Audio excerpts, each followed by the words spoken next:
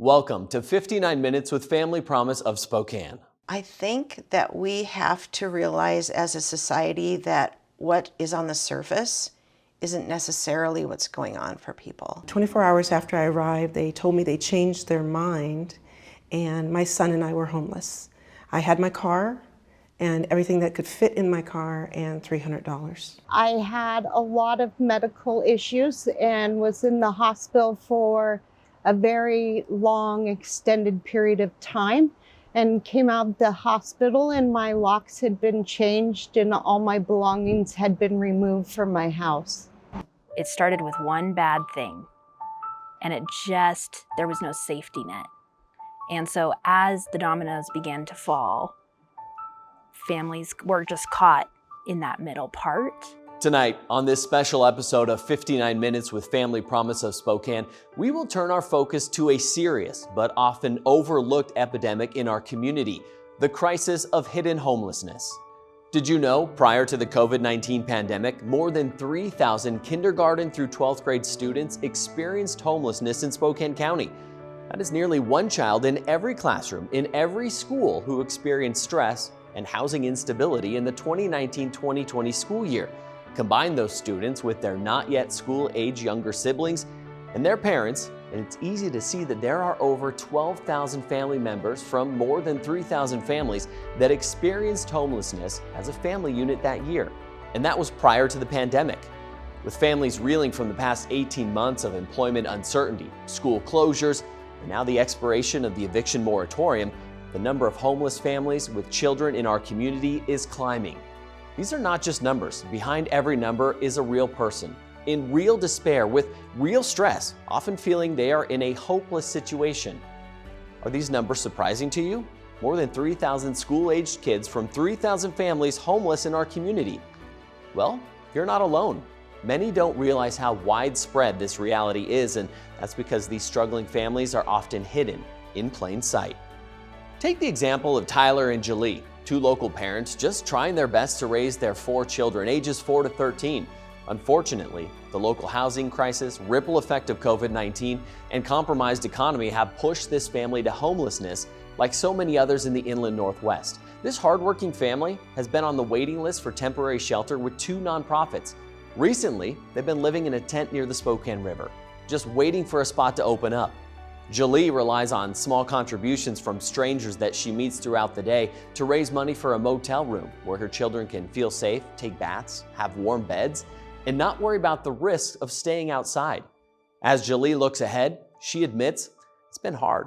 She's worried about the coming winter. Tonight, our team will take a closer look at the growing problem of family homelessness and what can be done about it. Take a seat. What you're about to hear and see and how you respond may just make the difference for a family like Tyler and Jolie's, and maybe even a family like yours. Hi, I'm DG Garcia. I'm Arnie Peterson. I'm Cindy Wendell. And I'm Aaron Luna, your host for 59 Minutes with Family Promise of Spokane, a special report on the crisis of hidden homelessness. 59 Minutes with Family Promise of Spokane is made possible by contributions from sponsors like Clifton Larson Allen, offering professional services to improve financial access and literacy for all. Molina Healthcare, providing quality healthcare to people receiving government assistance. And Viron and Associates, providing a comprehensive financial planning approach to assure clients are able to pursue their life's goals. Thank you. And now back to 59 Minutes with Family Promise. I'm here outside of a home just north of downtown Spokane that has been turned into a communal family shelter, specifically for parents with newborn babies. This neighborhood site is part of a unique effort by Family Promise of Spokane to provide safe and reliable refuge from the storm for families experiencing homelessness, especially those that are the most vulnerable. These are the families you typically won't see on the street corner holding a cardboard sign. They are hidden primarily for the safety of their kids. They are turning to cars, tents, freeway underpasses, and motel rooms as their temporary housing. But when all those funds run out, when those opportunities run out, they end up here at the Family Infant House. This is where families begin to plant seeds of hope, knowing they don't have to worry about where they're going to sleep at night or where their next meal is coming from. This stability is an essential foundation to return to permanent housing of their own.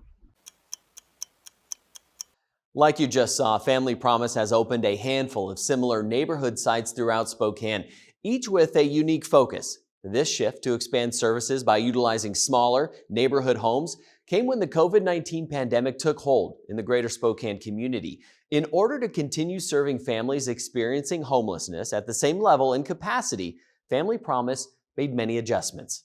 Fortunately, Family Promise of Spokane had previously established the Low Barrier Emergency Family Shelter in Northwest Spokane. This congregate shelter continues to provide critical security for families in need. But when COVID-19 hit, it quickly became clear that the emergency shelter alone wasn't enough to meet the need. Additionally, for the health of our community, it was decided to pause the longtime church rotational shelter program, thereby losing all the emergency housing capacity being utilized at congregations. With the need increasing, but the available shelter space decreasing, Family Promise converted its administrative office in the Perry District to additional emergency housing space. Family Promise purchased a residential home near the Family Promise Emergency Shelter and renovated it to serve as an additional shelter. The Family Infant House was opened shortly after. The word pivot has become an anthem in the last year and a half, and for Family Promise, pivoting has become a way of life. From dealing with COVID-19 outbreaks at the shelters to coping with the ongoing housing shortage in the community, Family Promise has adapted and grown. All of these challenges have made a positive impact for families, but there's still so much more to be done. That's why you are needed. In August, Family Promise staff had to turn away nearly 150 individuals, including 81 children, because there was no more room in any of the Family Promise shelters. Opening more locations for families at risk is a top priority for Family Promise, and they're appealing to us for help. Can you tell me what is the most challenging part of what you do day to day? You know, people would think that the most challenging part is working with students and families, and it's not that at all. Not at all. 59 Minutes with Family Promise is brought to you by Avista, providing reliable and accessible energy to over 340,000 people in the Pacific Northwest. Inland Group, providing comprehensive multifamily construction and development services. Living Water Lawn and Tree Care, beautifying Spokane through excellent lawn care and pest control. Multicare, partnering for healing and a healthy future throughout the Pacific Northwest. Thank you. Now back to 59 Minutes with Family Promise. Research in 2015 by Nature Neuroscience shows that kids who cope with poverty and homelessness experience reduced brain development in areas that regulate behavior and affect their ability to learn. Studies have also shown that youth who experience homelessness are more likely to drop out of school, commit violent crimes, or attempt suicide. Cindy Wendell joins us now with a report on students in our community experiencing homelessness.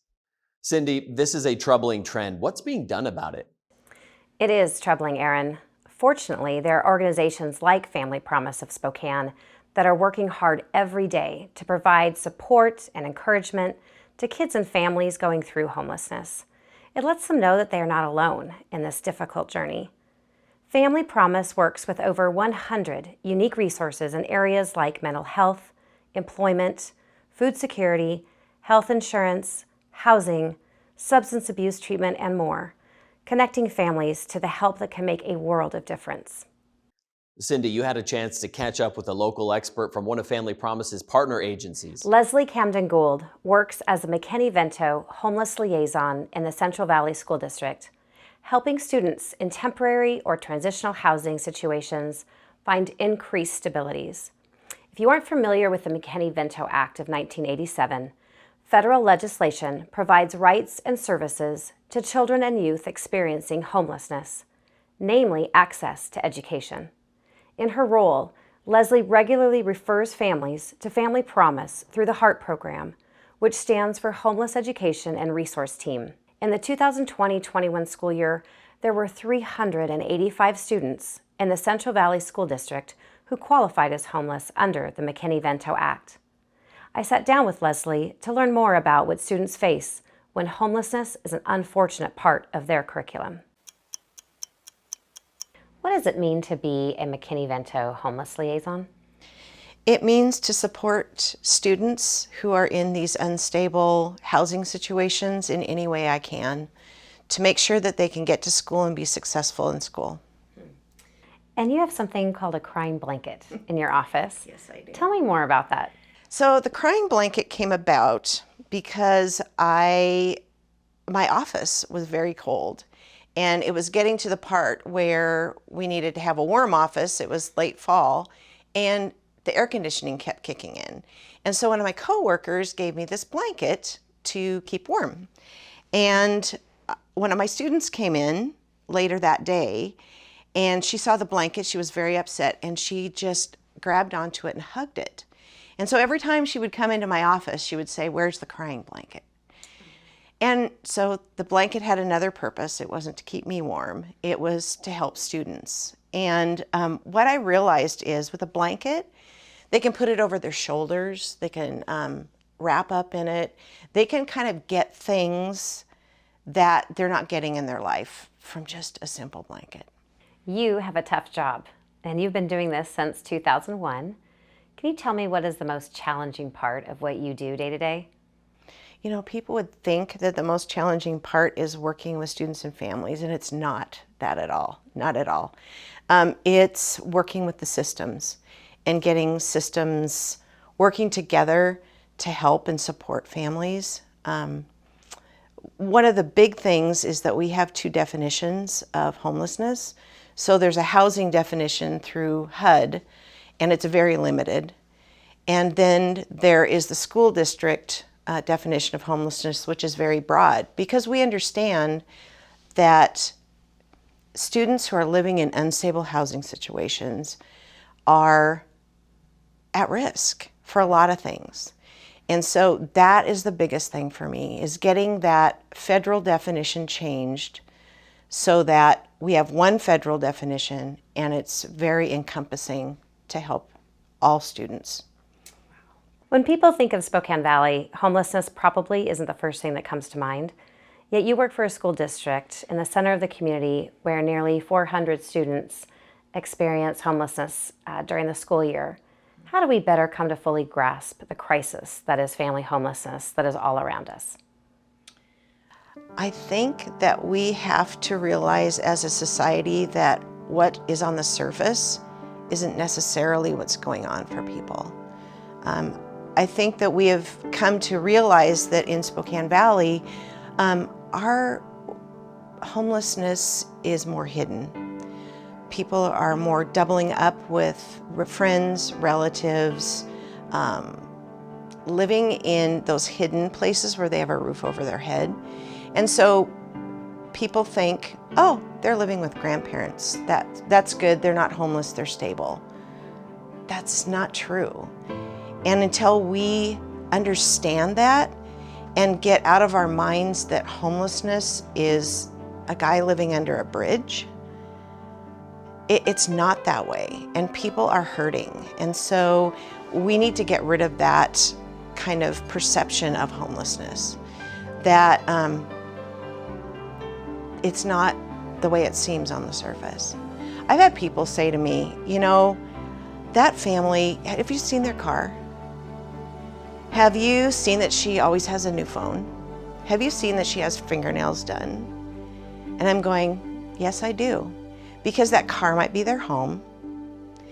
Their phone might be their access to their kids' school. It might be access to employment. And those fingernails, sadly enough, are going to get her a job over someone else. And so you can't go by surface. You have to really understand what people are going through.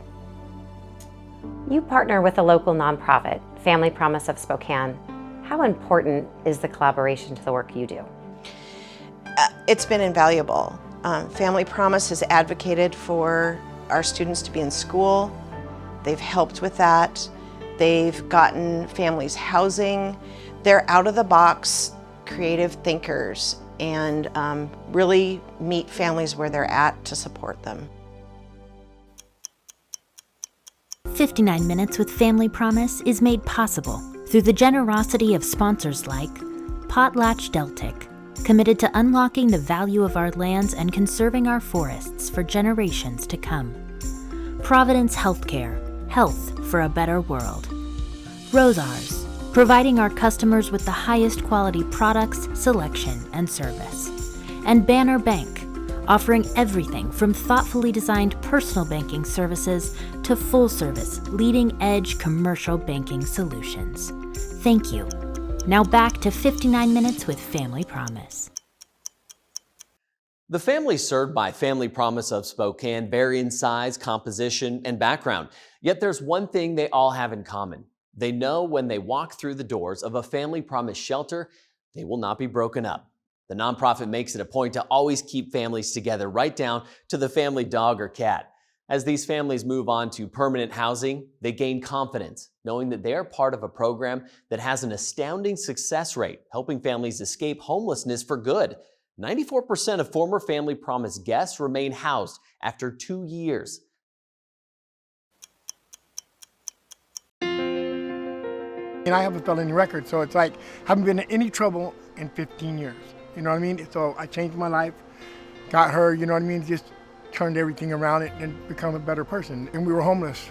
We lived in my truck. It was really something I didn't see coming, you know? So we went to the Salvation Army and they didn't have anywhere. And I tried everywhere. I went to churches, I went, you name it, I went there, you know? For a man with a little girl or a little boy, it's hard to find a place to live when you're homeless, you know? Miracles, you know? License, vehicle, place to live, that's ours. Can't believe all the luck I've had since I've been here, but I think it's a blessing. It's not luck. Let me give the where it goes to God. You know what I'm saying? Because without Him, I ain't nothing. You know, I have not met anyone here that has not been treating me like family. I mean, every one of them, just like I'm supposed to be here or something. You know, it's like from the day they met me, from now. That includes Susan, Joe, Jerry. Jerry's the one who talked to me so much about the schools, and Chini, Lynetta. She has been a whiz. She got us in this voucher and she didn't mess around, you know what I mean?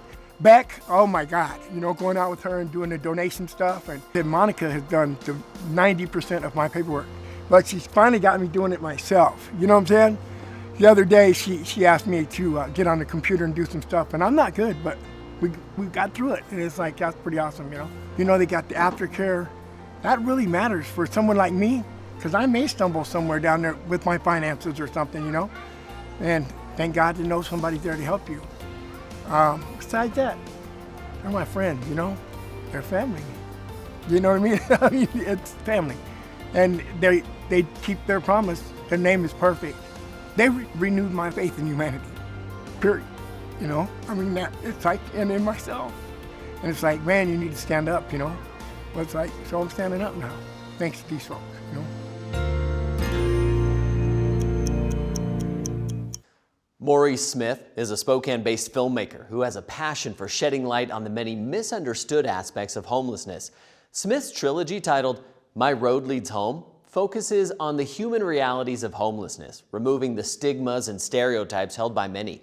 The second film in his series, The Hidden Homeless, was screened at the Spokane International Film Festival last year and featured stories of families served by Family Promise and other local nonprofits. Smith urges those who watch his films to treat those experiencing homelessness as neighbors and fellow citizens as we all work towards the shalom, or peace of our community. He says that peace is achieved based on how we see each other in the problem and how we respond to it. As you watch this short outtake from The Hidden Homeless, I encourage you to ask yourself, what would I do if I was in this situation?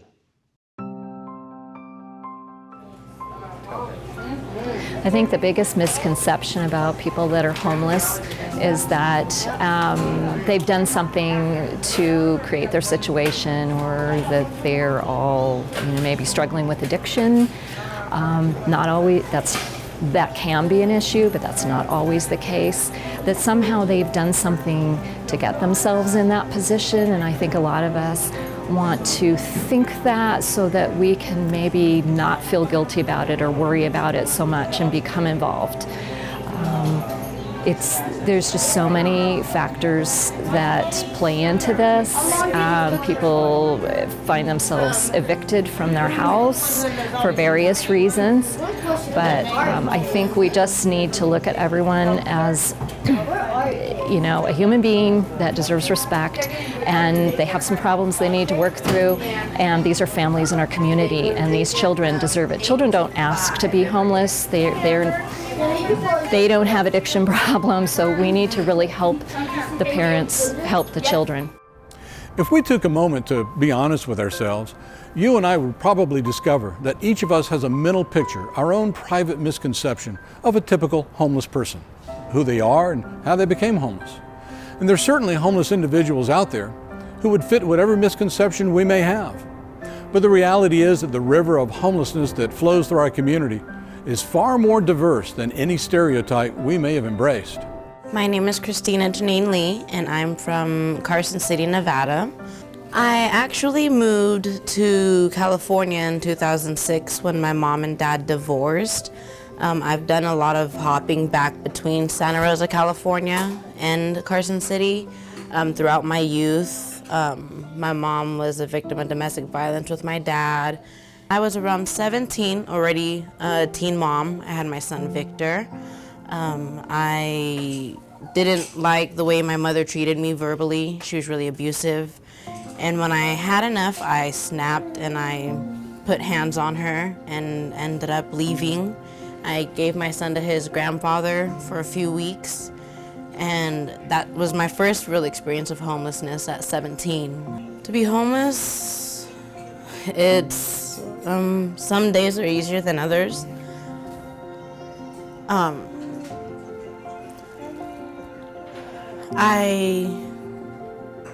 It hurts me because I have 3 kids, and I didn't think outside of the box that, hey, I'm gonna be raising my kids out of a shelter, hanging out at the park all day, taking the bus everywhere. I didn't plan for this, but I love my kids unconditionally, so I don't consider myself homeless. As long as I have my kids with me, I'm at home. My daughter calls the shelter her home. She says, "Mom, are we going home?" And home is with my kids. I'm not homeless as long as I have my children with me. And it has its hard days when I feel a burden of having all the stress of getting to the appointments and getting all, like, right now it's summer, so I don't have to worry about school, but school's coming around the corner, school shopping. And I'm fortunate to have met a lot of great people where I'm staying at right now in the shelter, that they have been so amazing. Their children has a great impact on me, and I've made lifelong friends in the situation I'm in. Because without them, I'd be sitting on the curb, not knowing what I'm gonna do, not knowing if I have to go back to prostitution or just to try to get a room for my kids to sleep in. And so I'm really grateful for places like this that can help me from going back to what I don't want to do. Volunteering with Family Promise has really changed my outlook on homelessness in our community, and just the varied stories of the families. I had no idea what some of the challenges and barriers they had that they have to go through. And one night I was coming to volunteer at the shelter with my husband, and one of my students at our school walked in with his dad, and there was a bit of surprise on both of our faces. And again, it just kind of hits home for me, since these are students I see at work, and I come to my volunteer job here and run into them as well. And so I can see full circle what they are experiencing through their school day, and then when they're struggling with homelessness, where they're going to sleep and where they're going to eat that night. And we were able to help them get something to eat, get some dinner because they hadn't had anything to eat, and just help them get situated for the night. There's not such a thing as typical homeless. And so a lot of people think of homeless and they'll think of the guy that's standing underneath the bridge with the sign. What they don't think about are families. They don't think about a mom and kids, or a mom and dad and kids, or a dad and a daughter who are also homeless in our community. They're the hidden homeless of our community. You don't see them out there, so you don't think of them. And so there's not a typical type of homeless, and there's also not a typical type of family homelessness. I would say there's only two common denominators in homelessness in our community. One is there's a loss of community. There's a loss of relationships. Either you never had them that you can lean back on, or something that you did, something that somebody else did, broke the relationships that you had that you can depend on. And the other thing that's involved is some type of childhood trauma. We will often see adults and children that are dealing with backgrounds of abuse and neglect that then result in homelessness as an adult, as well as other mental health and other issues that are involved with that. We're joined now by 59 Minutes reporter Arnold Peterson, who met up with another Family Promise success story. Michelle Christie came to Family Promise years ago as a single mom with 2 small kids. These days, she has a thriving career in property management, helping families like hers find housing. Arnold, what can you tell us about Michelle and her journey? Aaron, the first word that comes to mind with Michelle and her family is brave. She fled domestic violence and went to heroic measures to make the world safe and secure for her kids. I caught up with Michelle recently and came away absolutely inspired by her resilience and determination. She's living proof that with a supportive community, homelessness does not define a person or limit their potential. Michelle, when I say homelessness, what's the first thing you think of? When I think about homelessness, I think about my own children, myself, other families that are out there, and the men and women who don't have permanent roofs over their heads. Michelle, can you tell us a little bit about what life was like for you and your children when you were homeless? When I experienced homelessness for the first time, I had been in the hospital for 9 weeks with a medical issue. It came out, my locks had been changed and all my belongings had been removed from my home. Michelle, as we look back to your experience with homelessness, where did you find the strength and resilience to continue to move forward the way you did? So for me, what gave me hope and a light to see through the darkness that I was living in was the village that surrounded me when I needed it most. The caseworkers, the social workers, the agencies that helped support me and lift me up when I needed it. Michelle, how did Family Promise of Spokane support you and your kids during that time? So Family Promise, which when we first had our very first experience was interfaith hospitality, not only did they provide a shelter, but the caseworkers are the ones who let me find hope in the darkness and really helped guide me into a safe place to lay our heads and find a future for my family. Michelle, you've gone on to earn your college degree. You've established a successful career in the nonprofit sector, and you're now working in property management.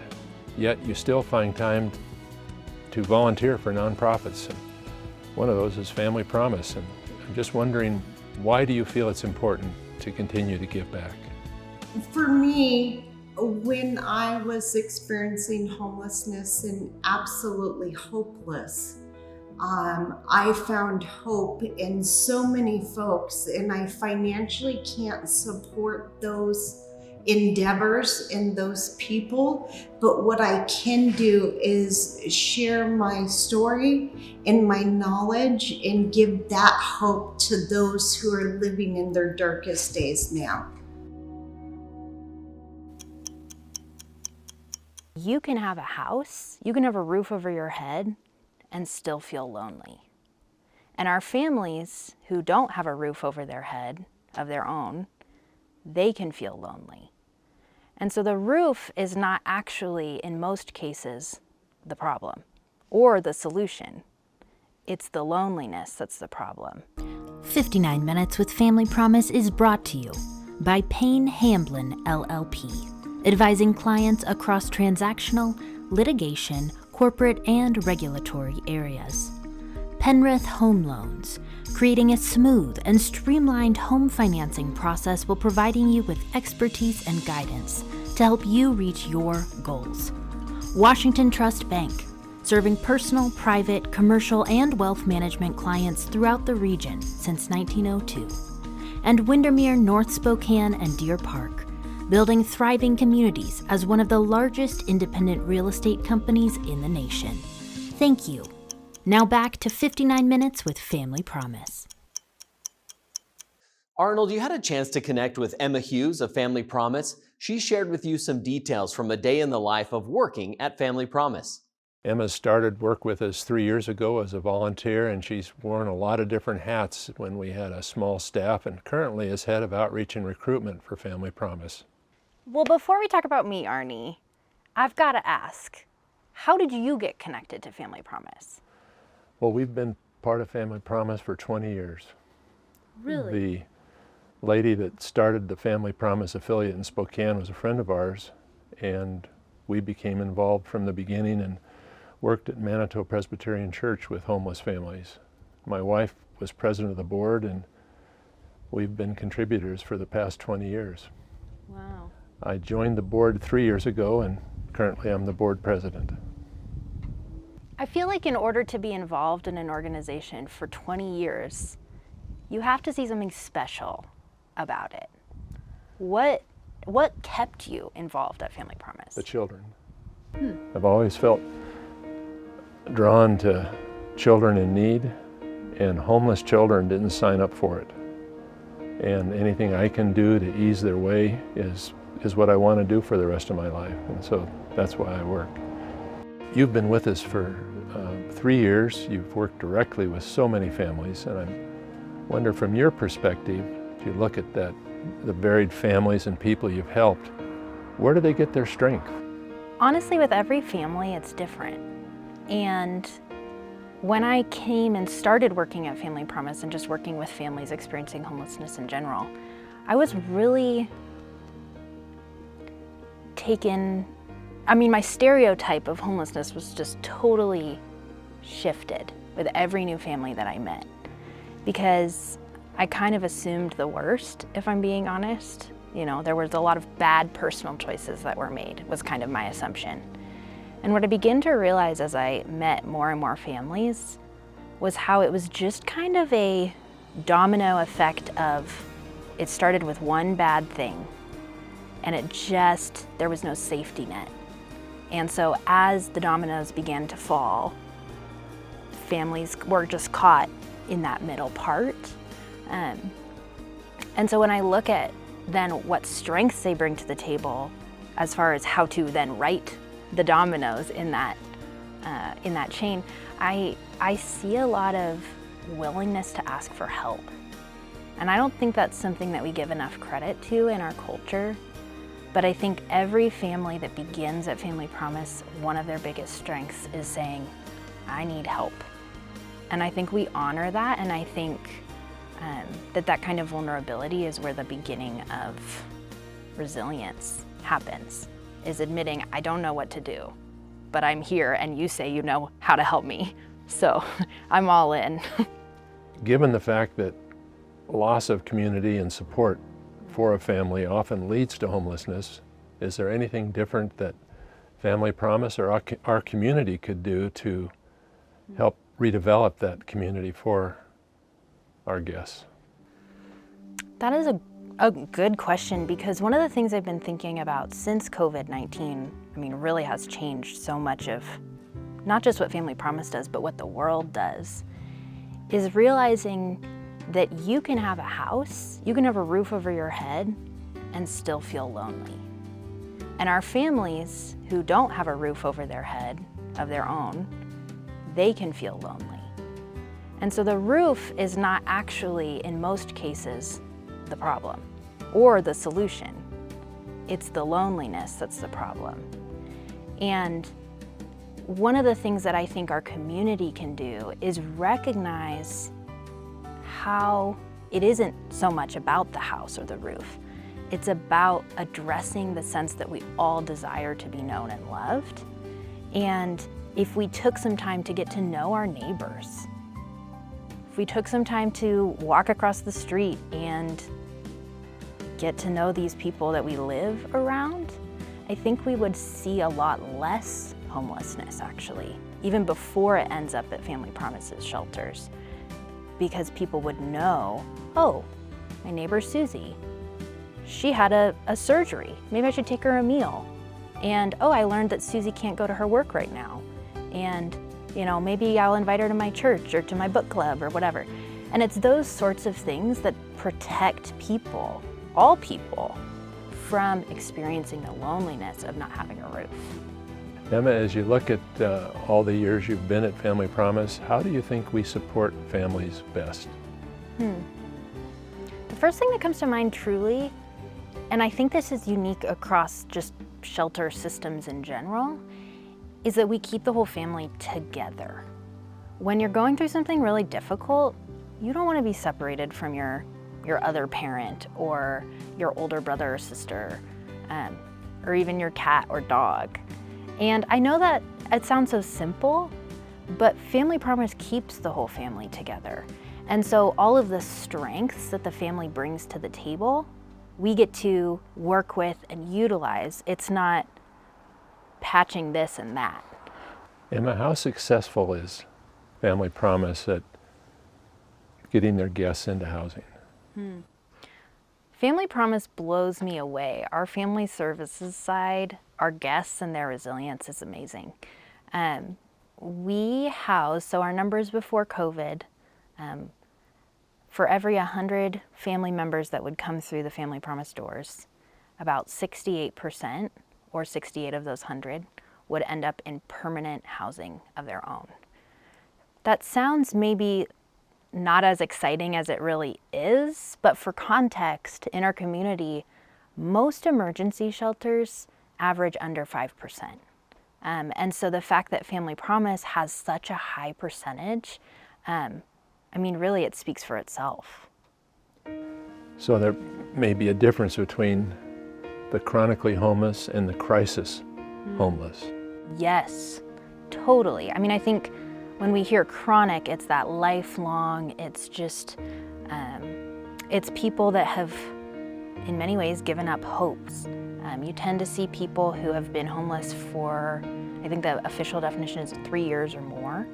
And so just like anything, when you're in it for 3 years or more, good or bad, it starts to change who you are. And it becomes more difficult to break out of homelessness after you've been in it for so long. Whereas with crisis homelessness, it is much more like an emergency situation. Something just happened and I'm just trying to claw my way back up to stability. And so we see more fight, I would say, in families experiencing crisis homelessness. It probably costs a lot of money to do what you do. If you could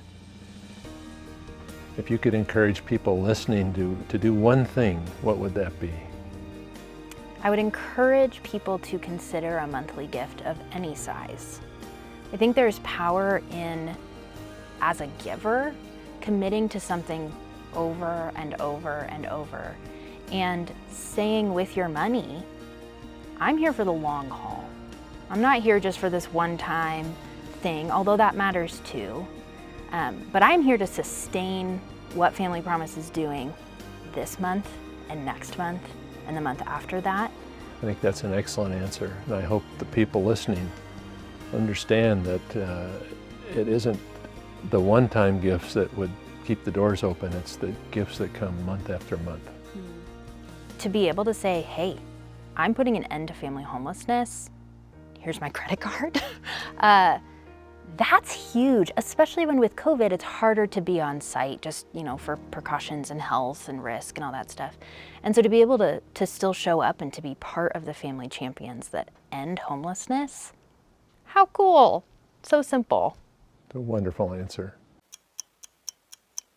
It was midnight and the police had been called, and they told me that I could not wait until the morning in my car with a young child. Family Promise is proud to partner with Christian Brothers Automotive, providing knowledgeable, honest, and genuine car repairs since 1982. Coldwell Banker Tomlinson, guiding you home for over 113 years.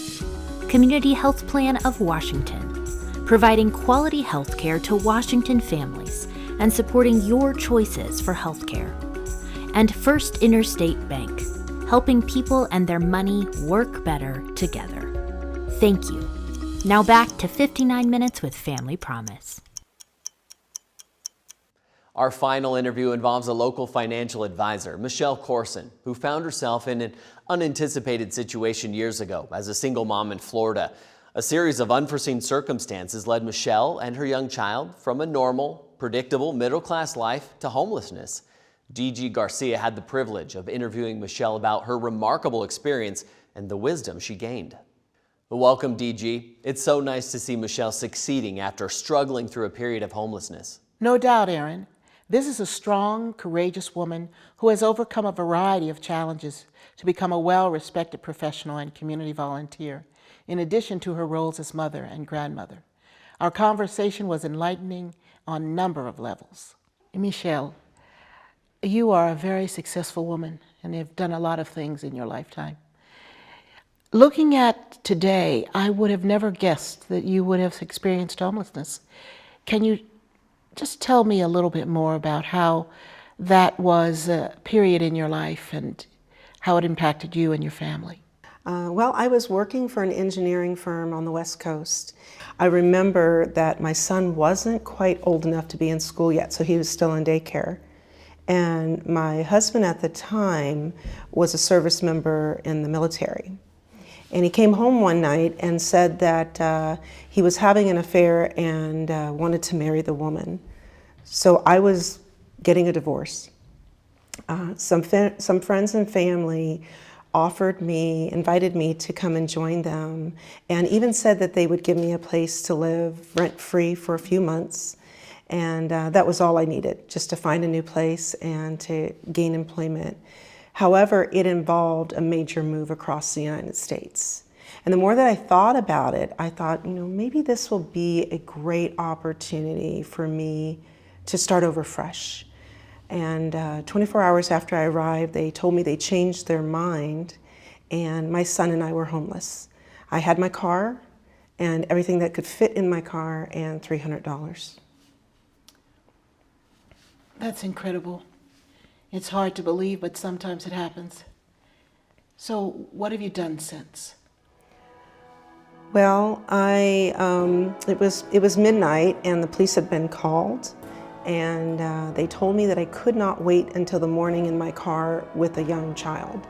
And I asked the officer, what can I do? And he suggested a local shelter. And the places that I called, the only one that was available since it was late December was a domestic violence women and children shelter. And they made an exception to allow me and my son to stay there. It was our first Christmas in Florida, and volunteers brought gifts and paid for us to go to SeaWorld. I was just thankful that we had a safe place to go in a new town. It took a couple of months. I was able to gain employment and find an apartment, and we left the shelter. And then the next year, I was able to return and make a donation of my own. So Michelle, what has life looked like since that time? Well, since that time, things went well. I had steady employment. I eventually was able to buy my first home. I was really glad for that because I had the stability of a neighborhood for my son and started, just enjoying that. And then a major life event happened. A lot of people remember September 11th, 2001. The following year, like many people, my position was eliminated due to downsizing, and I started looking for a job at the local unemployment office. Now, this was before home computers were in every home. And they ended up hiring me, and over the next few years, I was promoted to a training position where I helped individuals gain employment skills, primarily individuals that were receiving cash assistance and looking to better their life. And that went well until a second major life event, the housing market crash. And all of a sudden, doctors, lawyers, engineers, teachers, business owners, people that may have not even ever been inside an unemployment office or career center were taking my workshop and at real risk for losing their homes due to the staggering foreclosures that were happening. I just remember the despair and the disbelief that someone's life had changed so quickly. I also remember a family of 4 that was attending my workshop, and they stayed behind, and the mom and dad asked me, you know, what am I going to do? Because following the workshop, they were going to have nowhere to go. And we sat down and called shelters until we found a place that would accept family and children. It just sort of brought me back to the many years prior when I first arrived in Florida. I tried to encourage them and tell them that this was a period of transition and it was okay to ask for help. That there were people who had paid it forward and wanted to bless someone in a time like this. The father admitted that he was ashamed to ask, and the mom was embarrassed, and I could tell that they felt that they had failed their family. You know, your experience before becoming homeless and during your homelessness, what have you taken from that experience that you now reflect upon and that you're able to help others during this period of change in your life? Well, you know, I realize that we do not know what tomorrow will bring. And your best plans today can change in a moment. However, we are built for community, and we have such a great capacity for compassion and helping others, and that we are not doing this alone.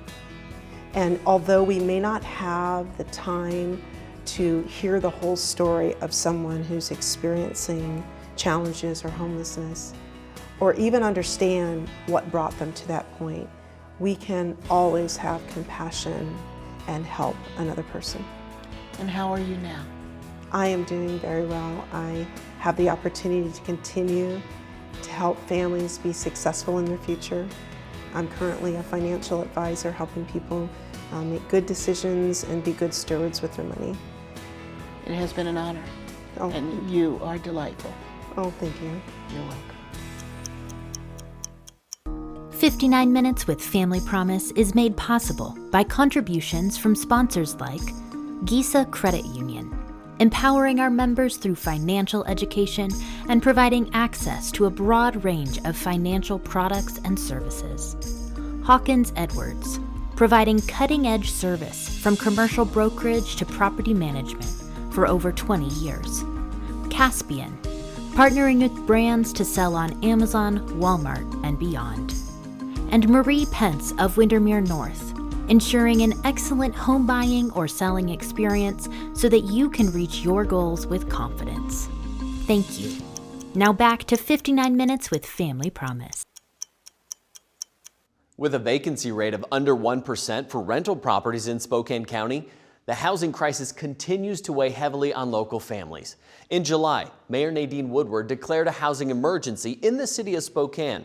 As always, though, there is reason for optimism, especially with a nonprofit like Family Promise of Spokane on the scene. For the past 24 years, this dedicated organization has been bridging the gap between despair and hope for families that thought they had nowhere else to turn. As we close in on the end of this special edition of 59 Minutes with Family Promise, we hope our report has illuminated the crisis of hidden homelessness in our community and just how normal, everyday neighbors face this challenge. It's a concern and is often unseen, but growing more severe each day. I spoke with Joe Ader, Executive Director of Family Promise of Spokane, to see what we can do to help. Joe, we've heard a lot of stories tonight about how Family Promise of Spokane is really pivotal in taking those families experiencing homelessness and really finding them a place to live. Yes, we've heard about housing and the challenges that are facing the families all over Spokane. And it's safe to say that we simply do not have enough affordable housing to meet the need now, let alone what's coming as the eviction moratorium expires in the coming months. So many of our neighbors and friends and families could be facing homelessness. You know, it all starts with understanding what a family is going through when they experience homelessness. So I want you to think for a second. Just imagine if you were a parent caring for a child and due to lost hours at work because of COVID, or your children's school being closed, or daycare being closed, you're just behind. You're behind financially, you're behind on rent. What do you do? One of the first things you might do is reach out to Family Promise's rental assistance team. Family Promise has prevented more than 1,000 family members, mostly children, from becoming homeless in the first place this year. This gives you a little bit of hope, but now let's say that even with that assistance, you still end up becoming homeless with your kids. What do you do next? Where do you go? Well, after you've exhausted your stays with family or friends, if you even have those relationships in the first place to lean on, you and your children show up at the doorstep of Family Promise's emergency family shelter. This is where you're welcomed in 7 days a week, 24 hours a day, to restart your journey into housing again. So once you've gotten some good sleep, adjusted a little bit, you begin working with Family Promise's case managers to identify your goals and challenges and strengths. And with their support, you may be able to find housing on your own.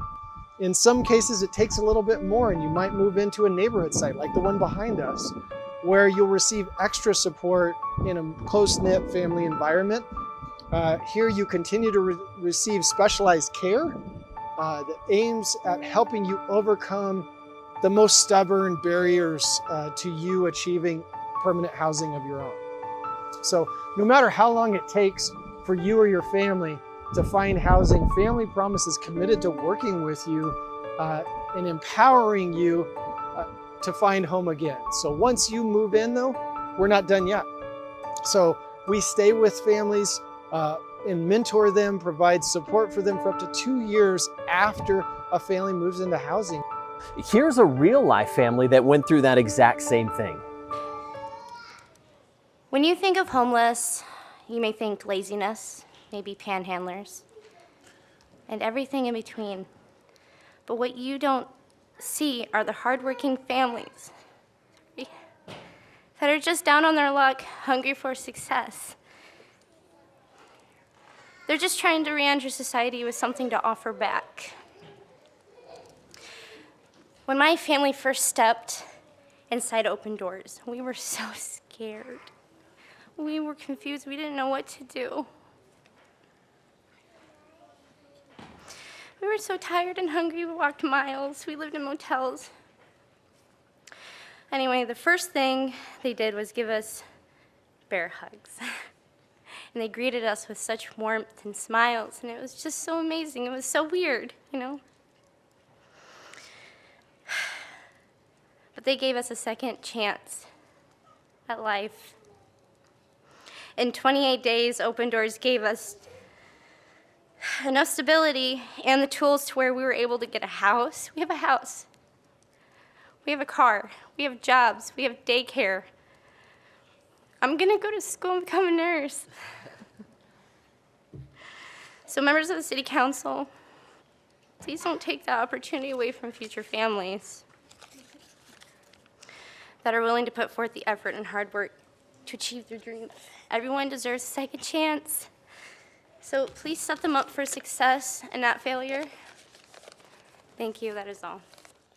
Today, Michael and Haley, who you saw in that video, are in stable housing of their own, and both parents went back to school with ambitious career goals.